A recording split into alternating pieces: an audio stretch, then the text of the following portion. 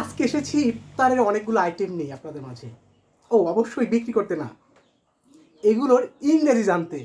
চলুন প্রথমে দেখি মুড়ি। মুড়ি মুড়ি ছাড়া কিন্তু ইফতার একদমই ভালো লাগবে না। তো মুড়ির ইংরেজি আমরা দেখি পাফড রাইস। হ্যাঁ, এই যে এটা হচ্ছে পাফড রাইস। পাফড রাইস মানে হচ্ছে মুড়ি যেটা আমরা খাই। এরপর দেখি ছোলা। ছোলা ছোলার ইংরেজি হচ্ছে চিক পি। চিক পি অর্থাৎ কোনো কিছুর বীজ সেটাকে আমরা পি বলতে পারি। তো ছোলা চিক পি।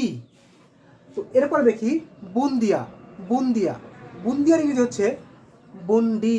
বন্ডি ডেজার্ট টাইপের, তো মিষ্টান্ন অনেকেরই পছন্দ, আমারও অনেক পছন্দ। এটা হচ্ছে বন্ডি। ওকে, এরপর দেখি খেজুর। খেজুর ইফতারের সময় আমি একটা হাদিসে শুনেছিলাম, সঠিক কিনা আমি জানি না, আমি হাদিস বিশেষজ্ঞ না।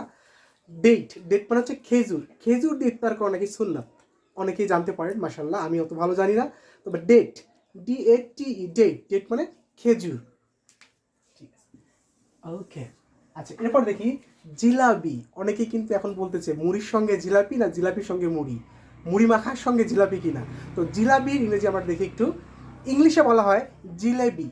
ইংলিশে বলা হয় কি জিলেবি, এই যে জিলেবি। হ্যাঁ, অনেকে মজা করে আমার কমেন্ট বক্সে বলে যে ভাই জিলাপি ইংরেজিটি কি, তাদের জন্য কিন্তু এটা গুরুত্বপূর্ণ।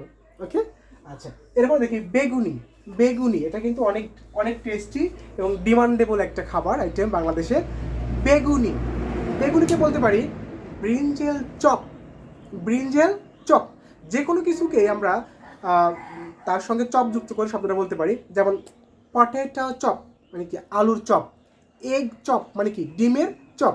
ওকে, এরপরে আসি লেবুর শরবত। ও মাই গড, লেবুর শরবত এটা তো আমাদের তৃষ্ণা নিবারণে খুবই হেল্পফুল।